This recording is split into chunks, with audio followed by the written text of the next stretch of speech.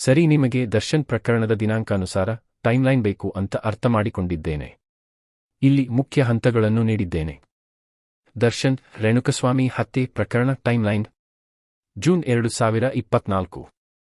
ರೇಣುಕಸ್ವಾಮಿ ಹತ್ಯೆ ಪ್ರಕರಣದಲ್ಲಿ ದರ್ಶನ್ ಹಾಗೂ ಇತರರನ್ನು ಬೆಂಗಳೂರು ಪೊಲೀಸರು ಬಂಧಿಸಿದರು. ಆರೋಪ: ರೇಣುಕಸ್ವಾಮಿ ಅವರು ನಟಿ ಪವಿತ್ರ ಗೌಡ ಅವರಿಗೆ ಅಶ್ಲೀಲ ಸಂದೇಶ ಕಳುಹಿಸಿದ್ದರಿಂದ ದರ್ಶನ್ ಹಾಗೂ ಸಹಚರರು ಹತ್ಯೆ ಮಾಡಿದ್ದಾರೆ. June December 2024. ದರ್ಶನ್ ಮತ್ತು ಸಹಾರೋಪಿಗಳು ಪಾರಪನ ಅಗ್ರಹಾರ ಕೇಂದ್ರ ಜೈಲಿನಲ್ಲಿ.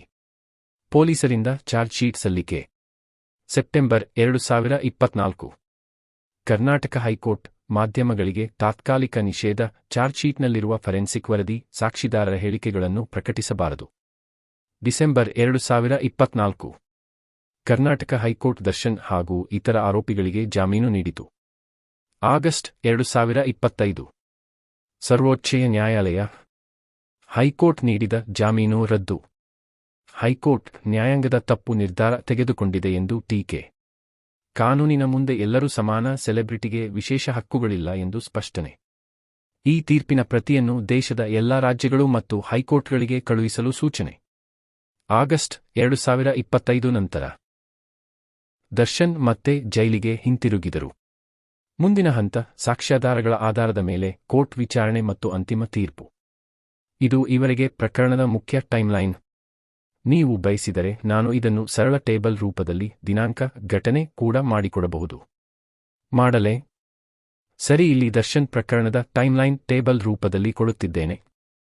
ದರ್ಶನ್ ರೇಣುಕಸ್ವಾಮಿ ಹತ್ಯೆ ಪ್ರಕರಣ ಟೈಮ್ಲೈನ್. ದಿನಾಂಕ, ತಿಂಗಳು, ಘಟನೆ. ಜೂನ್ 2024. ದರ್ಶನ್ ಹಾಗೂ ಇತರರನ್ನು ರೇಣುಕಸ್ವಾಮಿ ಹತ್ಯೆ ಪ್ರಕರಣದಲ್ಲಿ ಬಂಧನೆ. June December 2024. ಪಾರಪನ ಅಗ್ರಹಾರ ಜೈಲಿನಲ್ಲಿ ಆರೋಪಿಗಳು. ಪೊಲೀಸರು ಚಾರ್ಜ್ ಶೀಟ್ ಸಲ್ಲಿಕೆ.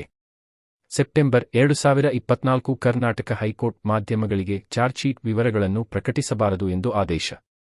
ಡಿಸೆಂಬರ್ 2024. ಹೈಕೋರ್ಟ್ ದರ್ಶನ್ ಹಾಗೂ ಇತರ ಆರೋಪಿಗಳಿಗೆ ಜಾಮೀನು ನೀಡಿತು.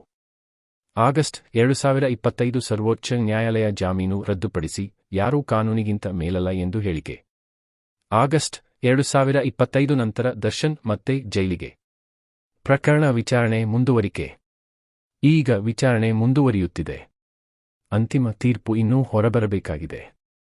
ನಾನು ನಿಮಗೆ ಮುಂದಿನ ಹಂತಗಳಲ್ಲಿ ಏನಾಗಬಹುದು, ಭವಿಷ್ಯದ ಕಾನೂನು ಪ್ರಕ್ರಿಯೆ ಎಂಬುದನ್ನು ವಿವರಿಸಿಕೊಡಲ್ವಾ? ಸರಿ, ನಿಮಗೆ ಈಗ ದರ್ಶನ್ ಪ್ರಕರಣದಲ್ಲಿ ಯಾವ ಎಕ್ಟ್ ಸೆಕ್ಷನ್ಗಳಡಿ ಕಾಯ್ದೆಗಳ ಪ್ರಕಾರ ಪ್ರಕರಣ ದಾಖಲಾಗಿದೆ ಅನ್ನೋದರ ವಿವರ ಬೇಕು. ಅರ್ಥ ಮಾಡಿಕೊಂಡೆ. ದರ್ಶನ್ ಪ್ರಕರಣ ಎಕ್ಟ್ ಸೆಕ್ಷನ್ಗಳು: ಎಕ್ 302 ಮರ್ಡರ್, ಹತ್ಯೆ. ಇಚ್ಛಾಪೂರ್ವಕವಾಗಿ ಕೊಲೆ ಮಾಡಿದರೆ ಜೀವಾವಧಿ ಶಿಕ್ಷೆ ಅಥವಾ ಮರಣದಂಡನೆ. ಎಕ್ 364 ಕಿಡ್ನ್ಯಾಪಿಂಗ್ ವಾರ್ ಅಬ್ಡಕ್ಷನ್, ಅಪಹರಣ, ಬಲವಂತವಾಗಿ ಕರೆದುಕೊಂಡು ಹೋಗುವುದು. ವ್ಯಕ್ತಿಯನ್ನು ಅಪಹರಿಸಿ ಹಾನಿ ಮಾಡಿದರೆ ಗಂಭೀರ ಶಿಕ್ಷೆ. ಎಕ್ಟ್ 201 ಡಿಸ್ಟ್ರಾಕ್ಷನ್ ಆಫ್ ಎವಿಡೆನ್ಸ್, ಸಾಕ್ಷ್ಯ ನಾಶ ಮಾಡುವುದು. ಅಪರಾಧ ನಡೆದ ಮೇಲೆ ಸಾಕ್ಷ್ಯಗಳನ್ನು ಅಡಗಿಸುವುದು ಅಥವಾ ನಾಶ ಮಾಡುವುದು. ಎಕ್ಟ್ 120 ಕ್ರಿಮಿನಲ್ ಕನ್ಸ್ಪಿರಸಿ, ಸೂತ್ರಬದ್ಧ ಸಂಚು. ಗುಂಪಾಗಿ ಸೇರಿ ಅಪರಾಧ ಪ್ಲಾನ್ ಮಾಡಿದರೆ. ಎಕ್ಟ್ 109 ಐಬೆಟ್ಮೆಂಟ್, ಅಪರಾಧಕ್ಕೆ ಪ್ರೇರಣೆ, ಸಹಾಯ ಮಾಡುವುದು.